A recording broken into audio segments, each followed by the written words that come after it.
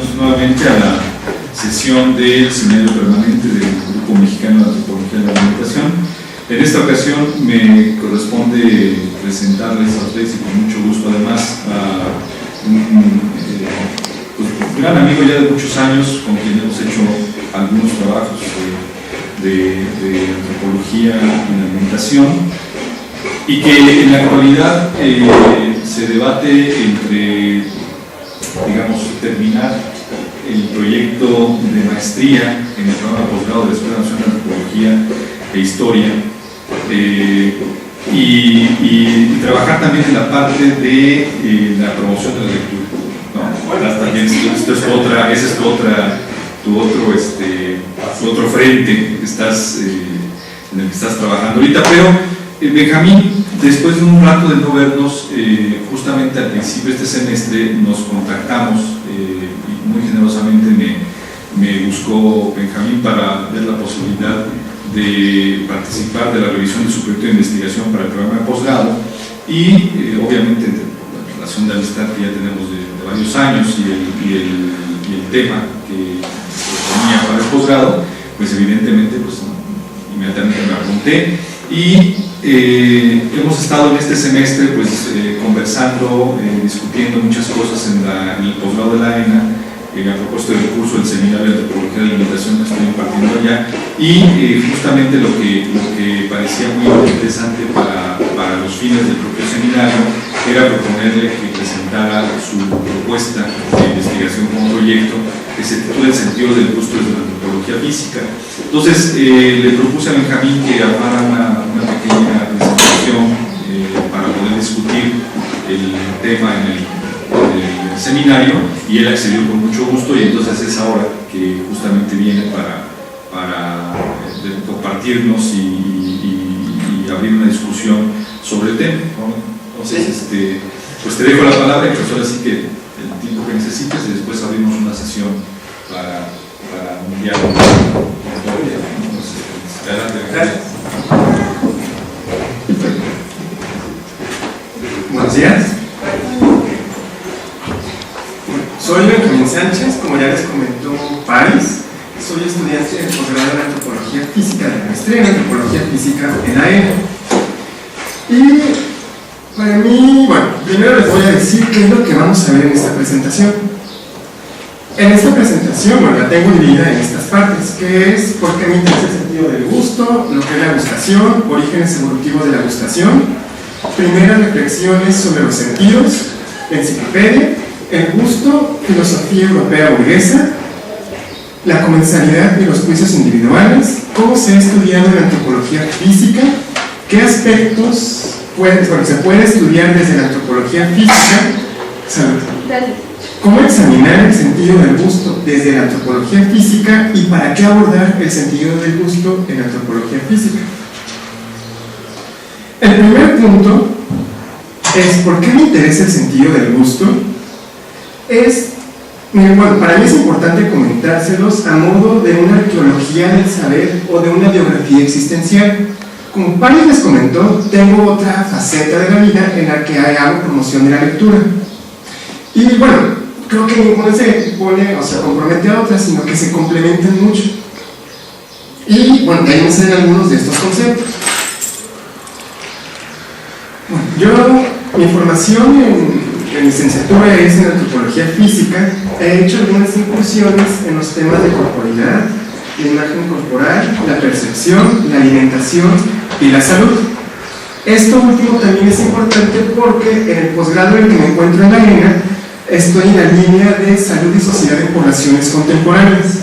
Por eso mi tema de investigación tiene un acercamiento a lo que es la salud. ¿Por qué?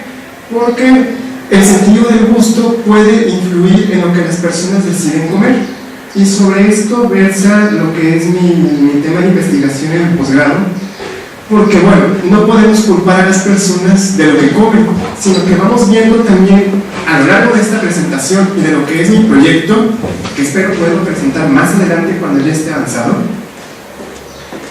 Son estos aspectos que van forjando y van haciendo lo que las personas comen y por qué las personas lo van comiendo.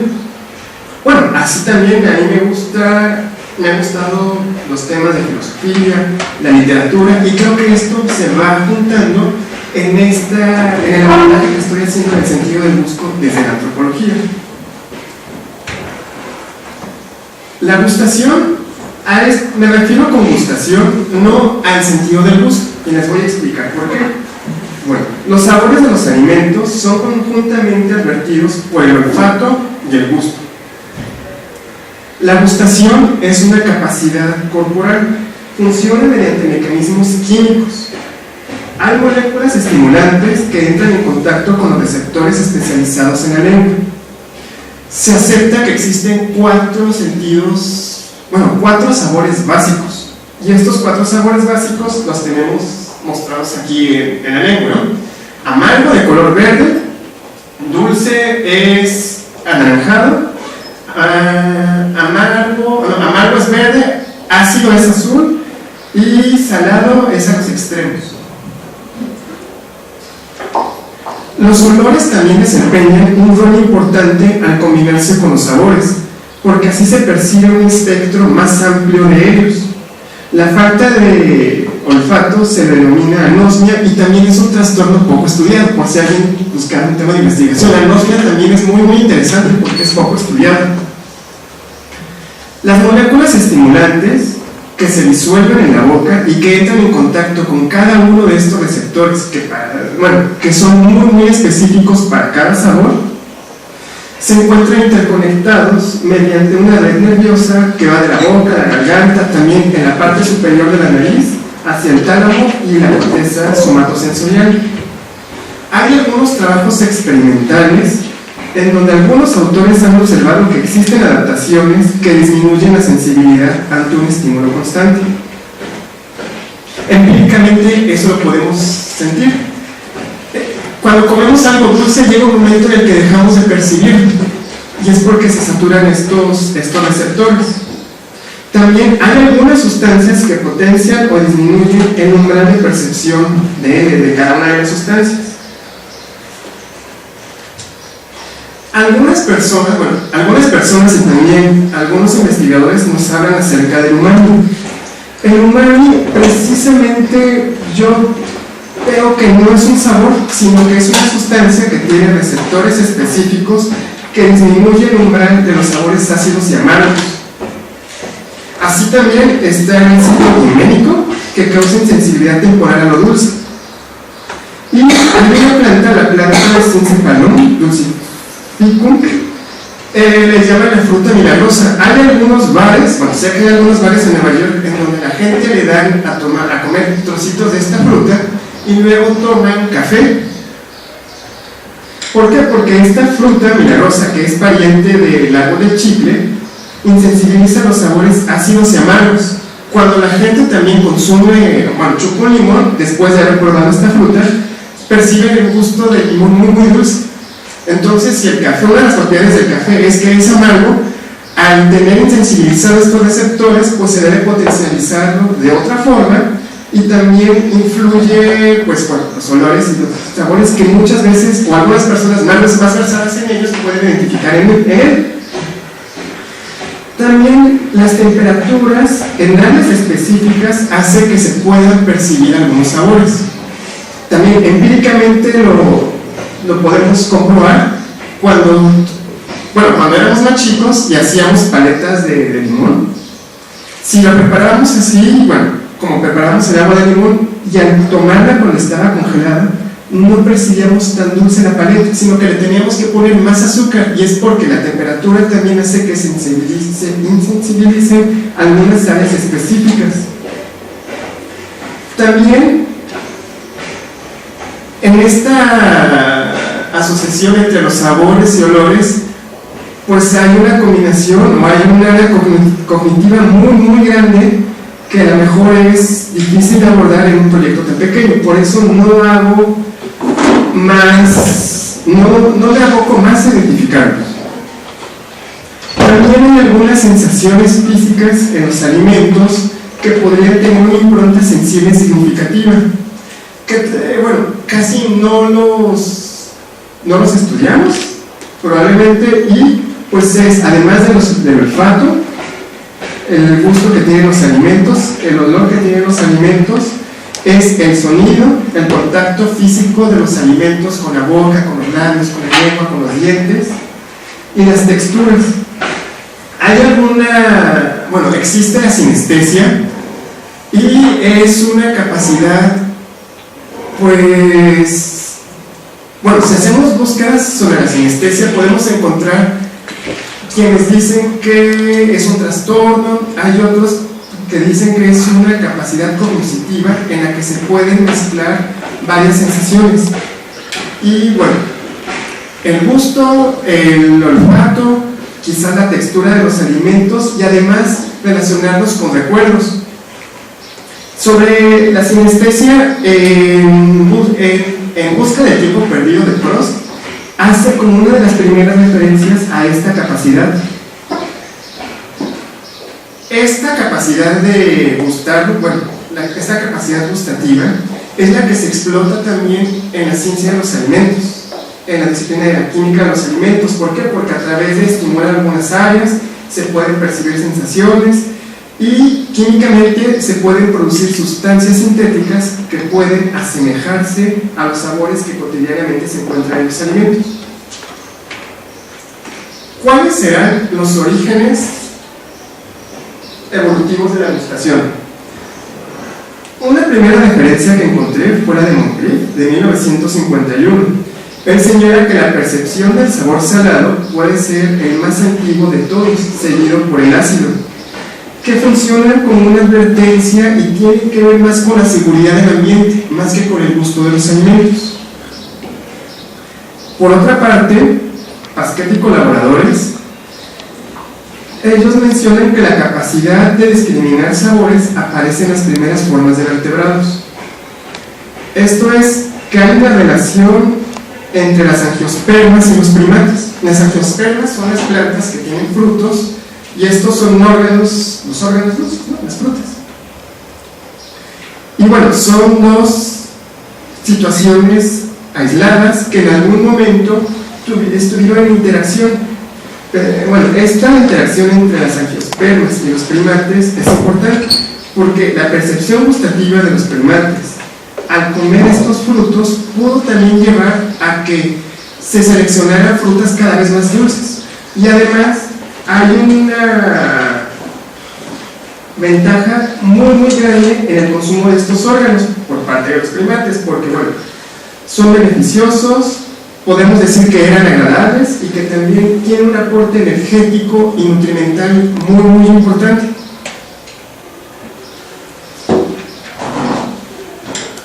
Otros investigadores, como Lieberman, nos dice que hay algunas adaptaciones muy específicas en los seres humanos para tener gusto por el azúcar.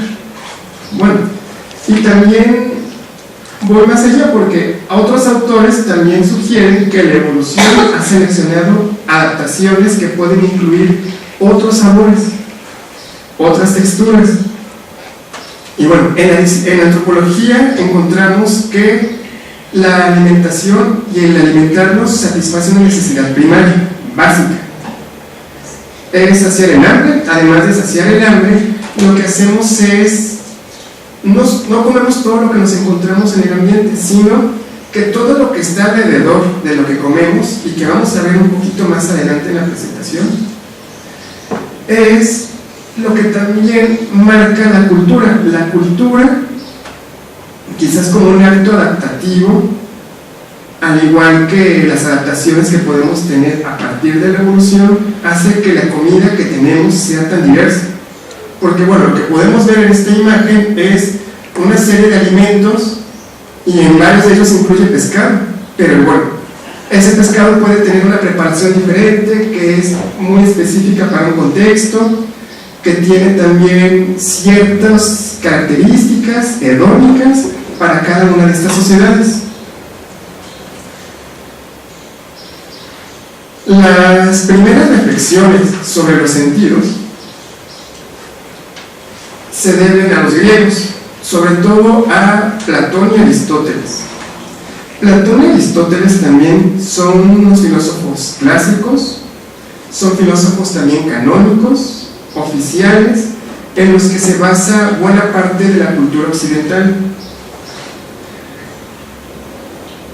A lo mejor no nos parecería muy lejano las ideas o las ideas que nos dicen los griegos acerca de los sentidos. Y bueno, pues realmente no son tan lejanos. Humberto Eco decía que Santo Tomás no aristoteliza el cristianismo, sino que cristianiza a Aristóteles.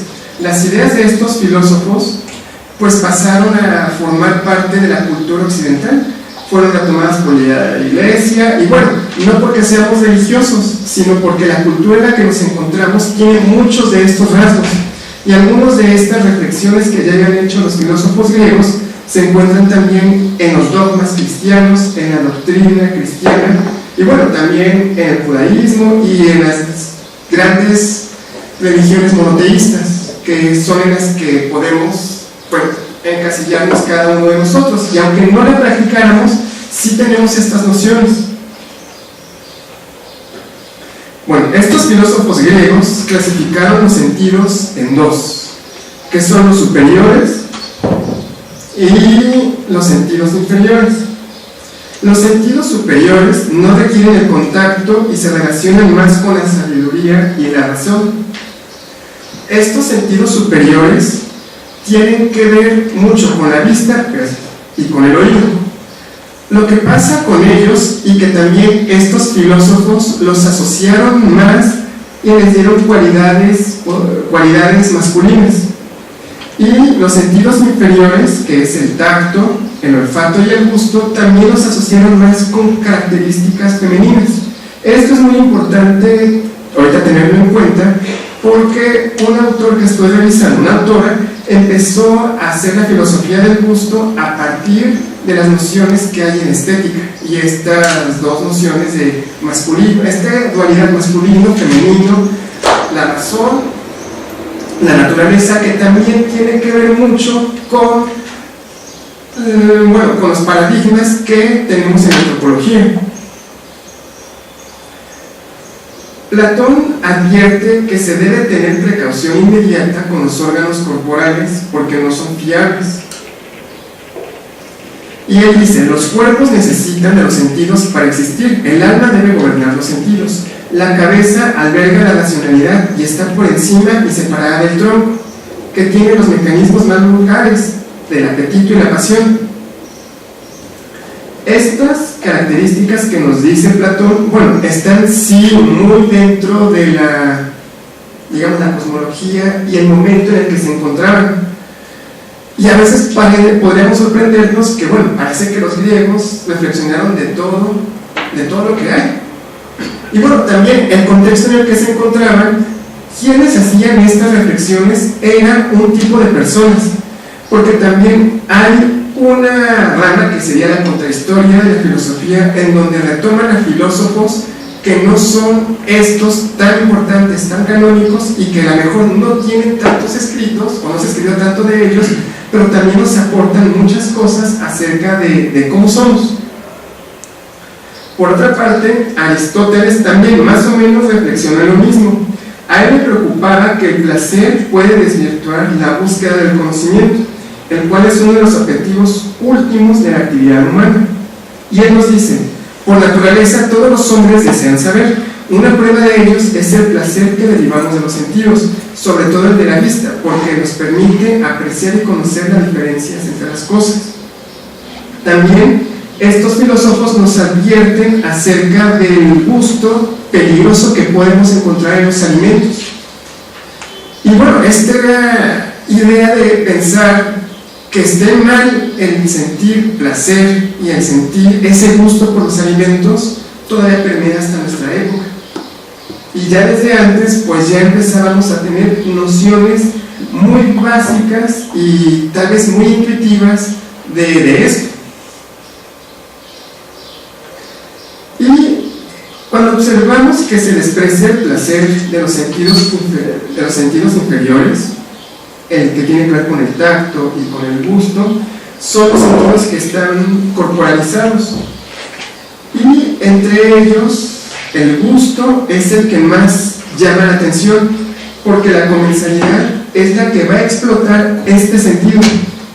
El gusto per se, el comer no solamente para satisfacer esa necesidad, no solamente la alimentación, la cocina, como un acto cultural que permite transmitir y perpetuar la cultura, sino también darnos placer. No es que haya un periodo sin saber qué sucedió, pero para mí es muy importante la enciclopedia. Y es porque marca un antes y después de la historia de la humanidad. Y bueno, pareciera que no hay mucho entre este periodo, que a veces quizás lo vemos en los textos escolares que lo marcan como un periodo de oscurantismo. Bueno, realmente no hay mucho, y también no me he dado la tarea de abordar específicamente en este periodo qué hay acerca de la alimentación y sobre el gusto. Esta que es, les voy a decir la traducción, la enciclopedia o el diccionario razonado de las ciencias, artes y oficios, pudo surgir únicamente en Francia, en el contexto en el que ellos se encontraban. En este trabajo, que es un trabajo que se elaboró entre varios años, aquí tenemos desde 1751 a 1772, es una obra monumental, porque en él se sistematizaron en un árbol de conocimientos según el entendimiento de cada uno de ellos. Y ellos, queda muy pequeña la imagen, pero se tiene que el entendimiento humano tiene uno que es a partir de la memoria, en el que sitúan a la historia y todo lo que se deriva a partir de ella. Otra es el entendimiento humano a partir de la razón, y allí se entra la filosofía. La filosofía, es importante, no porque esté una facultad aquí que algunos clasifican como sociales, ¿no? Es deshonroso que se le menciones así a esta disciplina, porque la filosofía es parte fundamental también en el pensamiento científico. Entonces, no está por demás que tengamos en cuenta lo que nos ha dicho la filosofía acerca de lo que hay, acerca de lo que queremos conocer. Y aquí también el entendimiento humano que tiene que ver con la imaginación sitúan la poesía y de ahí la literatura. Esta obra monumental se hizo en varios tomos, y algo que sucedió en su momento es que fue un libro prohibido, y este libro prohibido hizo también que quizás se diera a conocer más, y que al ser prohibido conozcamos más de él, y también porque es una pieza fundamental en el entendimiento humano y en la ciencia. Lo que también hizo este trabajo, esta obra, es describir los oficios de forma detallada. Y ahí hay una imagen en donde nos presenta la cocina. Podemos ver también que la cocina que nos presentan aquí es una alta cocina, la cocina francesa. Y esta alta cocina es exclusiva de la clase alta, no es de la gente del pueblo, de la gente popular. Vemos, para empezar, más de 10 personas trabajando en la cocina, un horno. Vemos también varios oficios dentro de la cocina, una serie de utensilios que tiene que ver también con la tecnología que se encontraba en ese momento, aves de caza, la panadería. Y eso no es una cocina que todo el mundo pudiera tener, es una cocina que también para nosotros puede llegar a ser inalcanzable. Quienes hicieron esta enciclopedia, digamos, los coordinadores editoriales fueron Denis Diderot y Jean-Léon Alembert. Ambos pertenecían a la Academia Real de Ciencias de París, y Diderot era Ciencias y Bellas Artes y Alembert a la de Matemáticas. Les comenté que este libro había sido prohibido en su momento. ¿Y por qué llegó? También hay algunos juegos o algunos argumentos en la historia que nos dicen, y que lo vemos, hay libros que tienen y creadores que tienen gente que los protege. En este caso vamos a ver a Madame Pompadour. Aquí hay una anécdota muy curiosa de Madame Pompadour. No sé si ustedes conozcan las copas de champaña. no las copas altas, sino las copas chaparritas, las que ahora más se ponen con la sidra, que son unas copas cortitas. Bueno, se decía que la duquesa y marquesa de Pompadour, marquesa de Menors y dama de la reina, a los 23 años formó parte de la corte de Luis XV.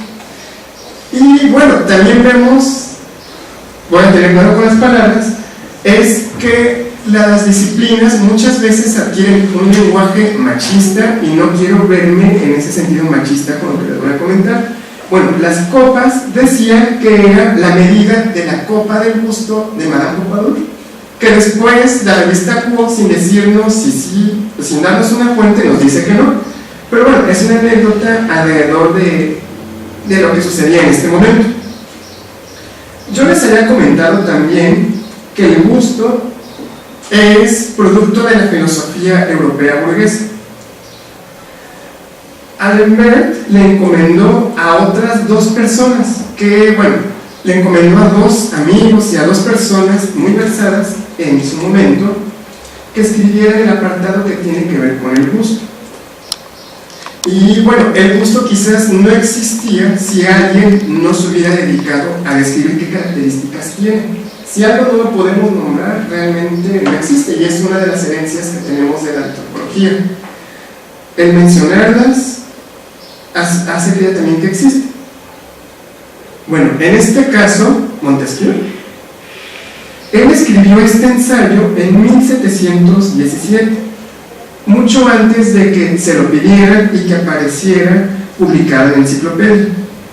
Él hace una diferencia en el gusto físico, el gusto corporal y el gusto intelectual, siendo este último el de más valor. Él nos dice: cuando hallamos placer en ver una cosa que nos es útil, decimos que es buena. Cuando hallamos placer en verla sin que obtengamos de ella una utilidad presente, la llamamos bella. Aquí encontramos esta diferencia primaria en el gusto, en un gusto literal, un gusto corporalizado y un gusto estético. Tenemos también a otra persona que es Voltaire.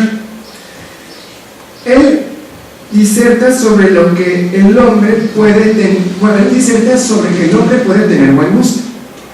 Y les voy a leer lo que dice. En este sentido de discernir nuestros alimentos, produjo en todas las lenguas conocidas a la metáfora que expresa por la palabra gusto, sentimiento de las bellezas y de los defectos. Esto supone un discernimiento rápido como el de la lengua o el paladar, y como ellos procede a la reflexión, igual que el paladar saborea lo que es bueno y rechaza lo malo con aprensión. También encontramos que el mal gusto para Voltaire consiste en gustar de condimentos demasiado picantes, así que el mal gusto en las artes consiste en que nos entusiasmen adornos recargados y no comprender el mérito de lo natural. Bueno, a lo mejor aquí las personas que tienen gusto por el picante, que todos tenemos, bueno, yo tengo gusto por el picante, podemos ver que para Voltaire lo vería como un mal gusto, porque es un mal gusto físico. Y bueno, en el sentido del gusto encontramos que no solamente son los sabores y los olores, sino las sensaciones que nos produce, en ese caso la capsaicina, que nos irrita. Es un irritante que ¿cómo lo podemos soportar? ¿Y cómo es que aprendimos a soportarlo? Y bueno, es porque también se libera una serie de endorfinas que nos producen, que calman esta irritación, y esto lo asociamos también y lo tenemos como algo placentero. Y bueno, regresa a Voltaire. El gusto depravado en los alimentos estriba en preferir los que disgustan a los demás hombres, y es una especie de enfermedad. El gusto depravado en las artes estriba en enamorarse de asuntos que rechazan las personas ilustradas, en preferir lo burlesco a lo noble. Lo que afecta a lo sencillo, lo que afectado a lo sencillo y natural es enfermedad del espíritu. Puede deformarse el buen gusto. Bueno, también ellos nos insisten que el gusto se puede educar, se puede educar. Esta educación que ahorita les voy a... Aquí tenemos una compañera que es sommelier. Bueno, ella sabe muy bien lo que es el gusto educado. Y bueno, a lo mejor a nosotros que no estamos versados y educados en este sentido, si nos dan un vino, pues está rico, está pegador, pero no encontramos esos matices que ellos que están educados y que tienen una educación que les permite diferenciarlos, así como también en las catas de Starbucks, en donde nos invitan a catas de café y nos enseñan a partir de una serie de frasquitos para que percibamos los olores que se encuentran ahí y después podamos identificar estos sabores en el café que ellos comercializan. Y bueno, es un gusto que David Hume también estuvo trabajando acerca de él. Él define la norma del gusto y hace lo que le llaman el estándar del gusto. Esto es de 1757. Él pertenece a lo que le llamaban, o a lo que sitúan en la Ilustración escocesa.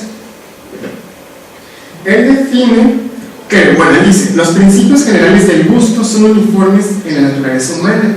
En los casos en los que los hombres varíen en sus juicios, puede generalmente señalarse algún defecto o desviación en sus facultades, por lo que existe alguna razón justa para aprobar un gusto y condenar otro.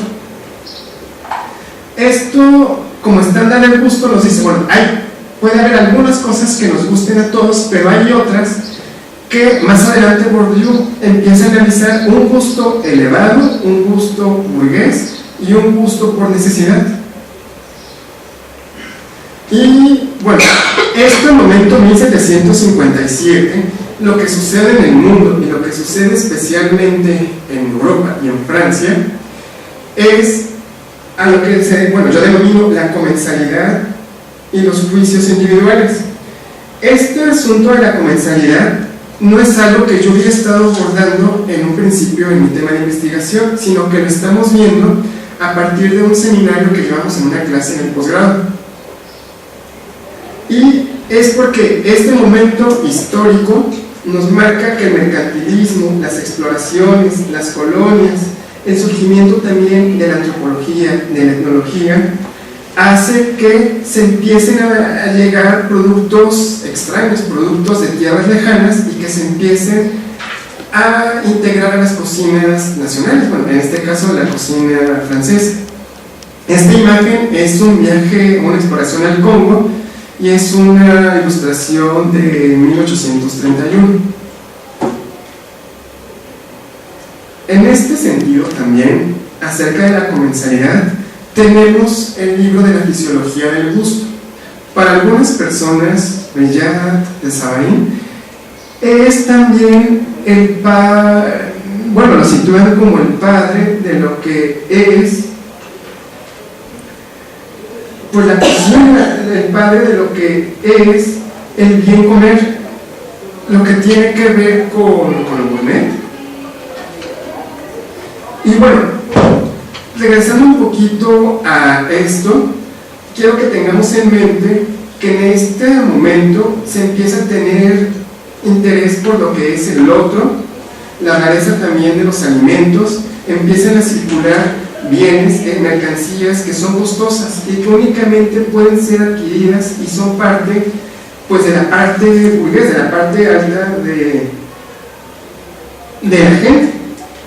Y estos productos sofisticados, Jack Moody los señala como el surgimiento de la cocina, que es más allá de una cocina que va para satisfacer las necesidades básicas, es una alta cocina, y él hace una explicación muy amplia y muy precisa acerca de esta diferencia.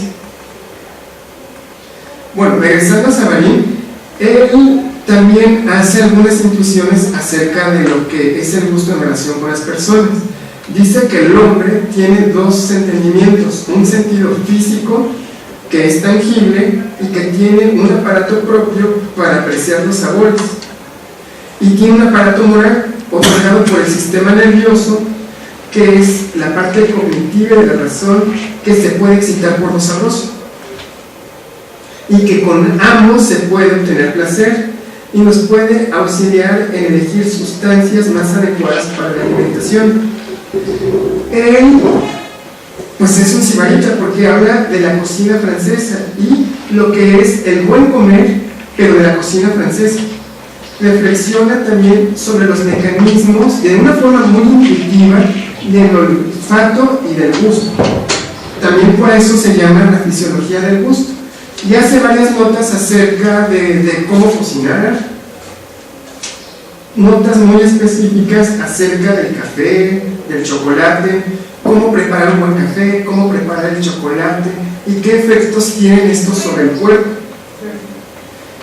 Así también habla de su origen y habla del azúcar, y lo menciona, el azúcar indígena, y habla de la extracción del azúcar que viene de tierras lejanas y que no existía en ese momento y que se empieza a integrar en la cocina.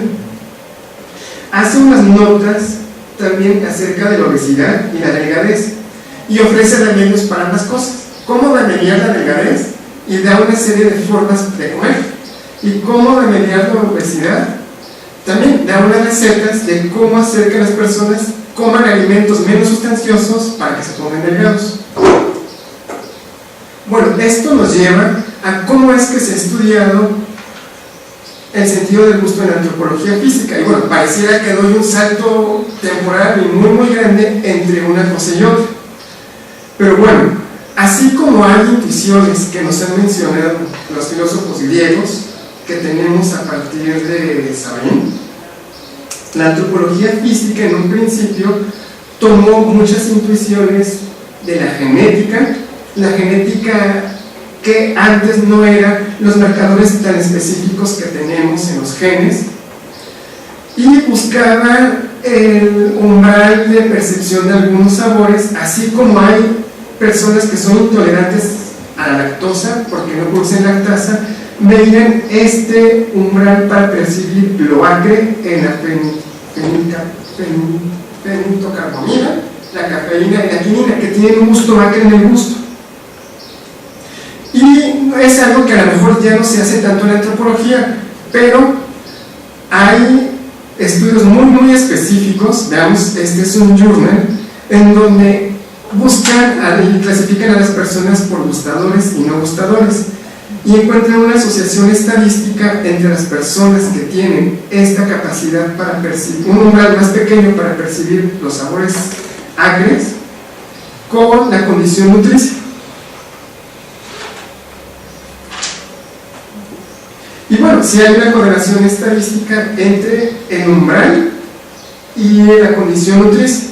En antropología física, bueno, una tarea muy simple que me di fue ver qué tesis había que tuvieran que ver con el sentido del gusto. Y es de una chica de apellido Gómez. Ella nos dice, ella también toma estas nociones entre gustadores y no gustadores para los sabores ácidos, para las grasas y para lo dulce, y lo asocia con la condición nutricia. Es una tesis muy propositiva, muy interesante, es de licenciatura, y también vemos que la muestra estadística que tiene no es muy amplia, entonces no puede hacer aseveraciones muy grandes acerca de esta asociación, pero bueno, en la literatura ella no relata si hay estas características y que ella trata de explicar. Ahora pasamos a lo siguiente: ¿cómo examinar el gusto desde la antropología física? Bueno, el abordar el gusto en la antropología física es hablar también de los ejes paradigmáticos y que a la vez nos han dado una identidad disciplinar entre las otras. Yo les había hablado acerca de Korsmeyer. Caroline Korsmeyer es una filósofa norteamericana, es contemporánea a nosotros, y ella ha centrado su investigación en estética y ha visto una perspectiva, pues sí, de género en estética. También respecto a la estética hay un autor muy interesante que es Valeriano Bozal, y no es difícil encontrar sus textos. Yo no lo menciono aquí en la presentación, pero él nos habla acerca del gusto y define un gusto que sí resulta muy pertinente para la investigación que estoy haciendo. Bueno, Korsmeyer llegó a estudiar el sentido del gusto a partir de estudiar la estética, porque veía que la clasificación que tienen los griegos sobre los sentidos también tienen que ver con lo masculino y lo femenino, y esta impronta pasa también a la forma en la que se ha estudiado el sentido del gusto. Ella nos dice: los gustos expresan un significado y por ello poseen una dimensión cognitiva que a menudo no se tiene en cuenta. En un análisis del gusto y de sus actividades relacionadas, nos lleva pues al ámbito de la percepción y el conocimiento de las funciones simbólicas y de los valores sociales. Y ella sugiere que para abordar el gusto se tomen estas consideraciones. Y bueno, la antropología, el Grupo Mexicano de Antropología de la Alimentación ha trabajado mucho en esto que Korsmeyer nos dice, en estas cuestiones que tenemos que tomar en cuenta en analizar el gusto y en analizar la alimentación. Un poquito más adelante voy a retomar ello. Como una parte de los ejes paradigmáticos tenemos el cuerpo. En las intuiciones que vimos al principio, vemos que el cuerpo encarna la cultura y las personas son su cuerpo. A través del cuerpo es que las personas existen. Y bueno, una aseveración de este tamaño es que la cultura y las sociedades existen porque tienen cuerpos, tienen las personas que están corporalizadas. Algo muy importante en el estudio del gusto, y nos menciona Korsmeyer, es la percepción. Y también Vargas Melgarejo, ella hizo un estudio sobre la percepción entre los lacandones. Ella nos dice que la percepción es algo en lo que se han cometido muchos errores en la antropología física. Y nos dice que la percepción es la forma de conducta que comprende el proceso de selección y elaboración simbólica de la experiencia sensible, que tiene como límites las capacidades biológicas, humanas y el desarrollo de las cualidades innatas del hombre para la producción de símbolos. A través de la vivencia, la percepción atribuye características cualitativas a los objetos o circunstancias del entorno mediante referentes que se elaboran desde sistemas culturales e ideológicos específicos construidos por el grupo social, lo cual permite generar evidencias sobre la realidad. Y tomando en consideración esto que nos dice, bueno, estos ejes paradigmáticos de la antropología, llegamos ahora a la gustemología, que es un término que se ha acuñado desde la antropología para subrayar las relaciones que existen, por un lado, entre el gusto por los alimentos, el gusto literal, el gusto corporal, y por el otro, con los distintos procesos y fenómenos sociales, culturales, económicos, políticos e históricos. Esto nos lo dice Igual Granías. Esta gustemología, ¿qué puede hacer la antropología física para abordar el gusto a partir de la gustemología? Pues tenemos las herramientas que nos dan lo que es el sistema de alimentación que ha trabajado el doctor Vargas, París, también Igor de Garín, Yapsi, y el Grupo Mexicano de Antropología de la Alimentación, esta también Luz del Valle, que nos dicen una forma en la que tenemos que, nos muestran una ruta para abordar todo lo que hay acerca de la alimentación e ir un poco más allá de lo que vemos en la mesa, sino que la alimentación es algo muchísimo más grande y que por su magnitud es muy difícil de abordar, porque también tiene que ver con los procesos históricos, sociales, económicos, políticos, la cultura de las personas, lo que las personas practican, de la cultura en la que están, la identidad. Y bueno, también podemos ver que se podrían hacer algunas aportaciones muy buenas desde el perspectivismo, que si lleváramos ese perspectivismo más allá en estudiar el gusto y la alimentación, podemos aportar cosas muy interesantes para encontrar esas características o un modelo de atención para estudiar el gusto en otras sociedades. Pero ¿por qué debemos abordar el gusto? ¿Por qué alguien en la antropología física y por qué la antropología física debe abordar el gusto?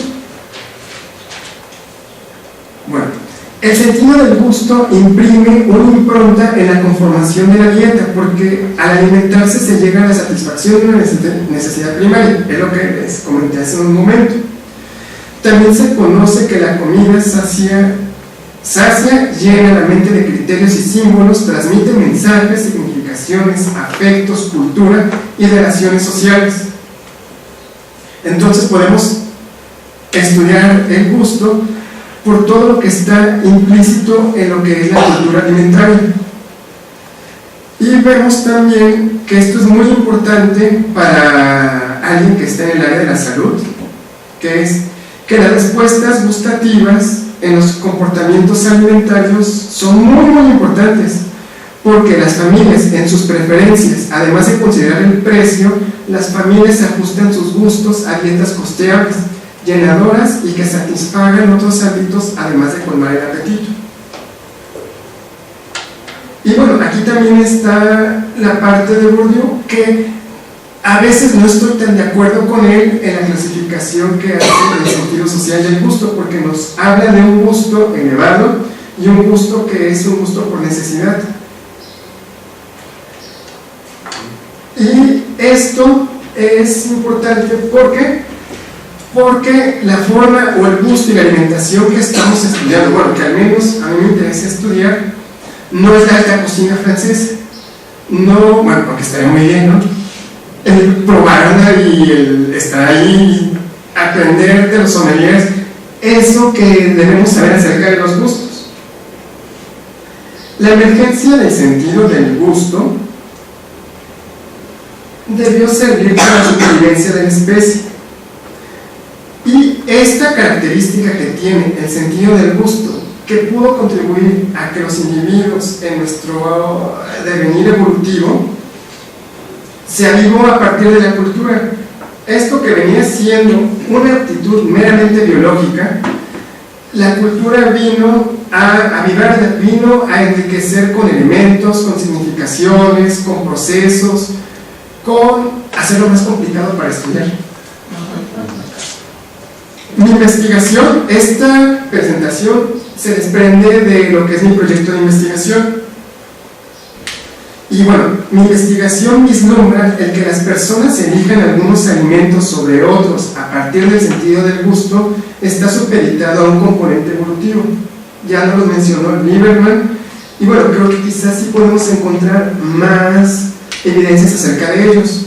Bueno, esto se encuentra expresado en el cuerpo, por lo que no pueden ser realmente subjetivos los procesos o lo que nos lleva a preferir algunos alimentos por otros, sino que debe existir un aspecto biológico que predomina en la construcción de la dieta de las personas.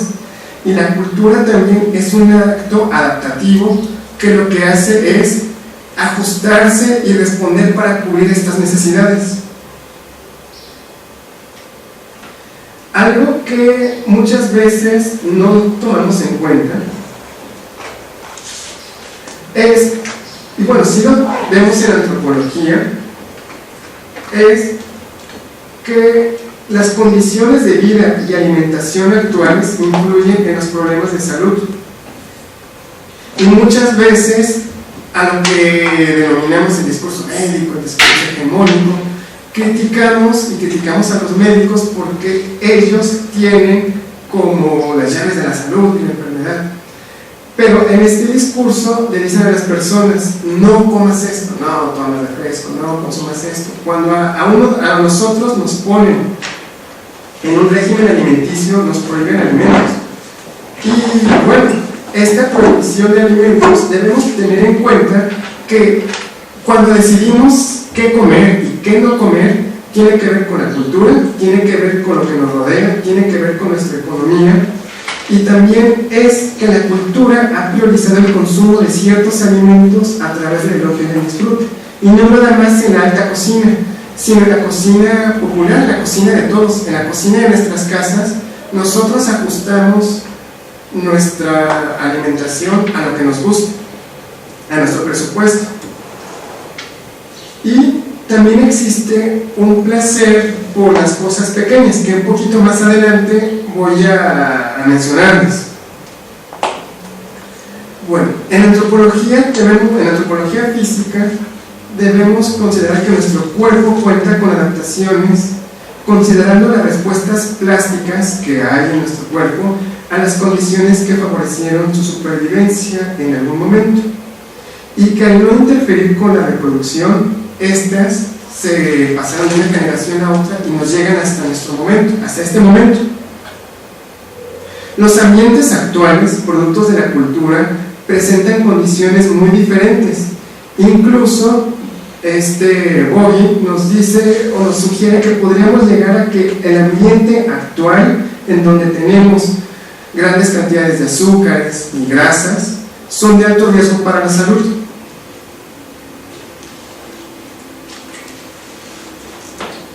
Bueno, eso te regreso. Son de alto riesgo para la salud y yo les había mencionado que hay un gusto por las cosas pequeñas. Sí, y es porque también el mundo que conocemos, el mundo que tenemos ahora, lo que nos hace ver es que las mercancías y los alimentos que tenemos en la actualidad, quizás antes solamente lo podía tener la alta burguesía. Ahora, con las restricciones económicas que tenemos o no tengamos, podemos tener alimentos que antes eran impensables que la mayoría de la gente tuviera, las harinas refinadas, y que no estaban a comerlas. ¿Por qué? Porque, bueno, aportan nutrimentos. Quizás sí podemos, bueno, quizás voy a comentar esto más adelante en mi proyecto, es que estas adaptaciones que tenemos en nuestro cuerpo no están hechas, listas para el ambiente actual.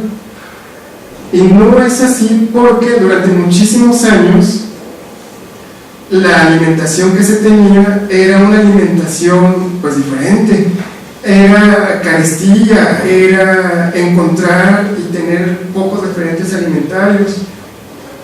No tenemos también ahora alimentos tan asequibles.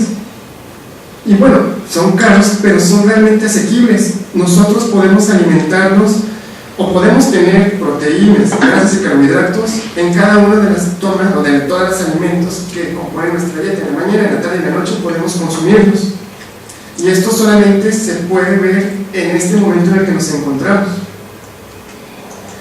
Las adaptaciones que tenemos, pensemos, pasamos muchísimo más tiempo en nuestro devenir evolutivo como cazadores-recolectores que como agricultores. La agricultura también trajo muchos beneficios y también puso en vilo la existencia de la humanidad, porque al tener a una gran cantidad de personas hace que haya mayor cantidad de enfermedades que antes difícilmente podía haber en grupos tan aislados. También estas adecuaciones y el consumir alimentos, y pone mucho este ejemplo un maxilar con la dieta de una persona que era cazadora-recolectora y de una persona que era de una sociedad de agricultores, es muy diferente por lo que comían. Los cazadores-recolectores aparentemente podían tener una dieta que no estaba tan restrictiva como la que sí empezaron a tener los grupos de agricultores. Había digamos, en su medida, una mayor variedad de alimentos que los que tenían únicamente estos grupos, y que además, al ser grupos que dependían directamente de la agricultura, se veían más expuestos a las inclemencias o a las carestías.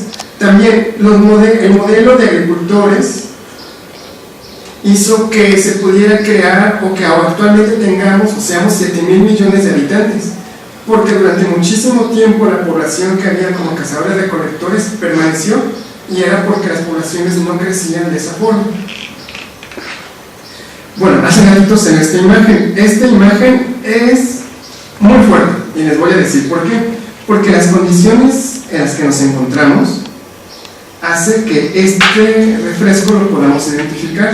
Esta es una pintura de Andy Warhol y dice: lo que es genial de este país es que América ha iniciado una tradición en la que los consumidores más ricos compran esencialmente las mismas cosas que los más pobres. Puedes estar viendo la tele y ver la Coca-Cola y sabes que el presidente, Les Taylor, bebe Coca-Cola y piensas que tú también bebes Coca-Cola. Una cola es una cola, y ningún dinero del mundo puede hacer que encuentres una cola mejor que la que está bebiendo el mendigo de la esquina. Todas las colas son la misma, todas son buenas. Les Taylor lo sabe, el presidente lo sabe, el mendigo lo sabe, y tú lo sabes. Este referente, este universo alimentario es que tenemos acceso a los alimentos que casi toda la gente puede tener. También algo que ha hecho la antropología de la alimentación es hablar de los referentes alimentarios entre un grupo y otro. Estos referentes pues están muy implícitos en nuestra cultura, y no está por demás decir que tenemos una cultura alrededor de las bebidas azucaradas. Y de verdad podemos ver a lo mejor fotografías del álbum familiar y vamos a ver que aparece una Coca-Cola en ellas. Y bueno, también la cultura que ahora tenemos, la economía que ahora tenemos, la dinámica que ahora tenemos, hace que, bueno, antes era una Coca-Cola familiar que es menos de 1 litro, y ahora tenemos monstruos de 3 litros. ¿Y por qué existen? Porque los consumimos. Yo a lo que voy es que no está mal consumir los alimentos. Las personas deben y debemos tener derecho a la satisfacción que hay en la comida. Esta satisfacción es como la necesidad básica que satisface el hambre, que nos proporciona energía, nutrientes a partir de órganos, tejidos y secreciones que nosotros ingerimos, sino que también debemos tener un derecho al placer que nos otorgan estos alimentos. Y pues no podemos negar también que el beber una bebida así es placentero, y quizás no podemos beber una copa de vino muy costosa, porque bueno, también el mercado ha hecho que tengamos vinos quizás no tan buenos como los costosos, pero son asequibles, y ahora todo el mundo podemos beber y podemos tener este tipo de alimentos. A lo mejor lo podemos comprar en un supermercado y nos cobran a 8 pesos la latita. Alguien va a un bar y junto con una bebida le cobran la misma latita a 30 pesos, pero sigue siendo lo mismo. Y lo que yo estoy haciendo en mi proyecto de investigación es ver que tenemos una impronta evolutiva, un sentido del gusto literal, corporalizado, que lo que nos hace y que debe gobernar en la alimentación de las personas. Las personas siempre vamos a buscar satisfacer estas necesidades, el satisfacer la necesidad de satisfacer el hambre, el obtener estos nutrientes, pero también buscamos el satisfacer las necesidades hedónicas, y que no podemos culpar a las personas por elegir beber algo así, el tener este alimento. ¿Por qué? Porque circunstancialmente y la impronta de la cultura está en todos nosotros, y esta impronta, a la vez que las adecuaciones evolutivas que tenemos gobiernen en lo que las personas elegimos comer y no comer, y que forman la dieta de las personas, y que también esta dinámica hace que estos productos los encontremos de forma asequible. Y así como hablo de este refresco, pues también tenemos carnes, tenemos lácteos, tenemos frutas y verduras todo el año, y que podemos comprar, son asequibles. Y esta forma en que las personas eligen lo que comen no es meramente una elección temporal, sino que está supeditada hasta desde los griegos, desde la enciclopedia, los enciclopedistas, con el Renacimiento y con lo que es la cultura que nosotros tenemos, las culturas que nosotros tenemos. Y bueno, también quiero agradecer al seminario del Grupo Mexicano de Antropología de la Alimentación el invitarme a darles esta plática, en donde traté de explicarles cuál es la pertinencia del sentido del gusto en la antropología física, por qué la antropología física se puede y se debe interesar por el sentido del gusto.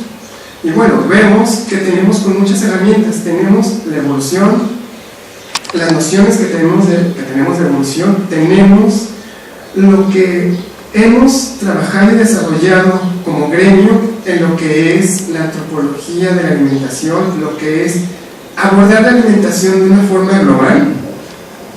Tenemos también la corporalidad